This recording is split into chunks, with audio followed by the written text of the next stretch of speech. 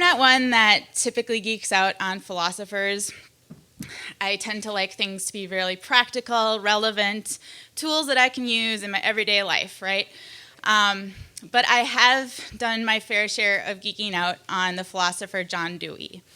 Now, he's not Dewey of the Dewey Decimal System, which is probably the first thing that comes to everyone's mind. But he is an education philosopher who, about the same time that my grandma came to life, he was talking a lot about education and the need for experience in our educational systems. He wrote the books Democracy in Education, Experience in Education, and also, we will just go without, and also my Pedagogic Creed, really meaningful pieces. One of the things that he said many years ago was that education is not preparation for life, education is life itself. And I believe that wholeheartedly, and I wanted to update it a little, and luckily, someone who's relevant today, Carrie Dennison-Cunine, who is the director of Ignite After School, which is Minnesota's statewide after-school network, said in my Facebook newsfeed that learning takes place all the time in many settings, and that it's the layering and interaction of all of those experiences that make us who we are. So before I talk a whole lot more about experiential learning and why it's so important, I wanted to make sure that I told you a little bit more about myself and why I'm standing before you today. So I grew up in rural Minnesota in a really small town, no stoplights, very small town with corn cobs real close by. And when I was 16 years old, I got a postcard in the mail that said, come and have some pizza and come talk about the needs of young people in our community. So of course the pizza got me, but I was also really interested in what kind of conversation they were going to be having. And when I got there, I found out that there had been an offer from an elderly man in the community to a group of adults and young people who are doing some service in the community. He said, I've got this building, it's on Main Street, nothing's happening in it. If you become a nonprofit so I can donate it to you tax-free, will you do that? And so that for me was the hook that I needed to say, yeah, I want to be involved. So I got involved as a member of the board of directors at 16. And then at 17, the adults on the board asked me to be the vice president of the board. I responded with this look, are you kidding? What could I possibly do as a 17-year-old as a vice president of this board? I don't know anything about that role. See, I had bought into this idea that because of my age, I didn't know anything. Luckily, they persisted, and I finally accepted. And that experience really showed me the kind of adult that I wanted to be in the life of young people from that point forward. I wanted to be an adult who saw the worth and value of a young person as they are today, standing in front of me, rather than simply who they might be someday.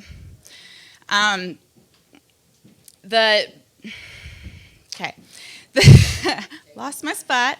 That experience also ignited a fuel for me to create my own youth center someday. Just a spark in the dark, but it was there. So I went off, I graduated from high school, yay, and I went off to college and did all of the classes and all the prep work so that I could walk the path of a professional youth worker. I hoped that at the end of my studies, I had the resume that would get me my first job, and luckily it did. I don't know if I actually had the experience and the qualifications, but through that first job at a group home working with young people, ages 10 to 18, I was really able to understand what the real work of being a youth worker was. The young people who were with me there all had many kinds of trauma that they had experienced in life and were really struggling in different ways to grapple with the depths of those wounds. They taught me so much. They taught me what it meant to show up and to keep showing up, even if they made it really hard. And at the end of the day, they really prepared me for what came next in my own life. On August 1st, 2007, I was driving home from that job when the 35W bridge fell, and it sent me plunging into the Mississippi River. I was drowning, and I should have drowned. But the only explanation I have to why I'm here today is the magic of mermaids and a job left unfinished. By the time that I had reached the hospital, I knew that the reason that I was still here was that 16-year-old dream that had yet to be accomplished. So you have a life and death experience, and as cliche as it sounds, it really tells you what's meaningful in life and what you need to do. And so I set out on a path towards healing, and I embraced every avenue that could happen. I needed to heal physically from a broken back and also emotionally from some pretty significant PTSD. One of the tools that I found in that process was art. I didn't consider myself an artist beforehand. I really just was creative on the side sometimes, but never really looked to art in any meaningful way for my own self until that happened. But the story that I was able to tell to myself through my painting, the new perspectives that painting process offered me, and it really truly just woke me up from my ghostly existence after many years of trying to grapple with that hard heart wound. So that was really the connection that I needed to solidify my someday dream. I recognized how privileged I was to be able to take an art class, first of all, and then after really learning how important that was for me, to be able to walk into an art store, gather all the supplies that I needed, and then walk home and set up my own studio. That is something that not everyone can do, and I knew that youth center that had always been a part of my soul needed to be a space that created access for the arts for all young people in Minneapolis. So Courageous Hearts is now in existence. It's been alive and well for about 1.5 years now, and we are a space for all young people throughout Minneapolis to come and create. We have 4 cornerstones to the work that we do. First, there's the art, and as was kind of alluded to in the introduction, we really believe that every single person in this room and in this world is an artist at heart, and that there's things that happen along the way that kind of stomp down that creative spirit, and we want to be the space that opens that up again for young people. In addition, we implement restorative practices, so we try to utilize the circle process as a way for young people to have their voice equal and on par with adults so that we can come together as a community to solve problems and to repair harms. Beyond what we do, there's who we are, the other 2 pieces of our philosophy. And the first is youth-driven. So as you can imagine, that 16-year-old person that I once was, who had their voice honored and heard in such a powerful way, wanted to make sure that was in place from the very beginning of Hearts. We have a youth advisory board who has been involved with me in co-creating the space since the very beginning. And they do fantastic things, everything from program development and deciding what kinds of classes we're going to offer and how, to evaluating the programming and deciding what kind of policies need to be in place for various things. In addition, we're also trauma-informed. Clearly, trauma has been a big impact in my life, but through that process, it's woken me up to the trauma that's pervasive in all of our lives. And because we're trauma-informed, we aren't looking to serve a certain kind of student with a certain kind of experience. We really recognize that every single person that comes into our space could have some kind of wound that they're dealing with in some kind of way, and that it's our responsibility to create a safe and nurturing space for them to do whatever they need to repair that harm. So one of our youth advisory board members said about Hearts the best, and I think she really captured it when she said that Hearts isn't a place that tells you how to paint a watercolor tree. It's a place that makes watercolors available so that you can paint whatever you want. So that's a little bit about what I do and where I've been and where I'm going, maybe. And part of the reason that I'm here today is to share a little bit about the role of experiential learning in young people's lives and how we do and or don't honor that in our current education system. I believe I'm a kind of a walking example of the ways that you can integrate the school life with the out-of-school life into a really meaningful life path. And I get concerned sometimes that the current system that we've created doesn't really honor all of the places and all of the ways that young people learn. So, from my perspective, we've created a system that treats knowledge like a commodity. There's haves, and those haves might be the teachers, often the teachers, but also might be students of privilege. And there's also have-nots. And those are, often just young people in general, have-nots, right? They don't have the information. But then it's also students who have lacked the opportunities in the same way that other students have. In doing so, in creating the system of haves and have-nots, we're denying the experiential wisdom that's inherent in all of us just because we are alive. So if we have a system that has knowledge as a commodity, then students really are the consumers. So I have a tale of two consumers to share on either side of the education economy. Now, anytime you talk about either sides of anything, if you're anything into statistics, you know that's usually the extremes. But I'm gathering that if you're here today, you recognize the ways that the system isn't working for all of our students, and I would suggest that these extreme examples aren't as extreme as we'd like to admit. The first student that I'd like to talk about, or consumer, buys in too much. They're kind of like me, and they believe that they're empty of knowledge, that they have to look outside of themselves to find out what they think and what they know. It shows up in the world like the statement, "Tell me what you want me to think," which a young person said to me when I brought to the table a discussion that had no right answers and was simply an opening for dialogue. In addition, I've had a college professor who recently reflected to me that incoming freshmen are really struggling with open-ended questions and assignments that are, asked what they know, asking them to share what they know. So these are the successes. These are the students who have made it through the steps that it takes to say that you're good, right? On the other side of the economy are the students who don't buy in enough. Shonda Smith-Baker from Pillsbury United Communities was recently on Minnesota Public Radio, and she suggested that the dropout rate was a kind of protest, and I wholeheartedly agree. Too many of our students aren't buying into this system of haves and have-nots. One example of such a student is one of the young people who works with me on my youth advisory board. He's actually the co-chair of the youth advisory board and the co-chair of my board of directors. And according to his school records, the only kind of official, formal, capturing of his knowledge, he doesn't know much. But that's not true at all.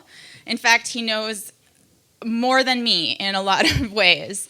One of the first conversations that I ever had with him, he asked me what grants I had applied to and whether I had looked into X, Y, and Z Foundation. So that's just an example of the many things that this young person knows. He's changing the world right now, but the only measurement of his success is my word. It's all there is to it. He thinks critically about our organization from beginning to end and everything in between. He's involved in the conversations about policy and the implications of the policies that we're creating, all the way down to where are we going to put the new supplies that got donated.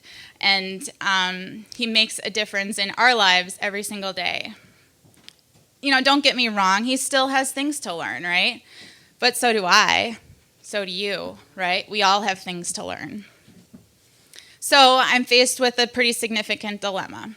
As a caring adult, how do I support and honor the wisdom that he walks in the world with every day and reconcile the fact that our ways as a society of measuring and validating that learning could limit his options.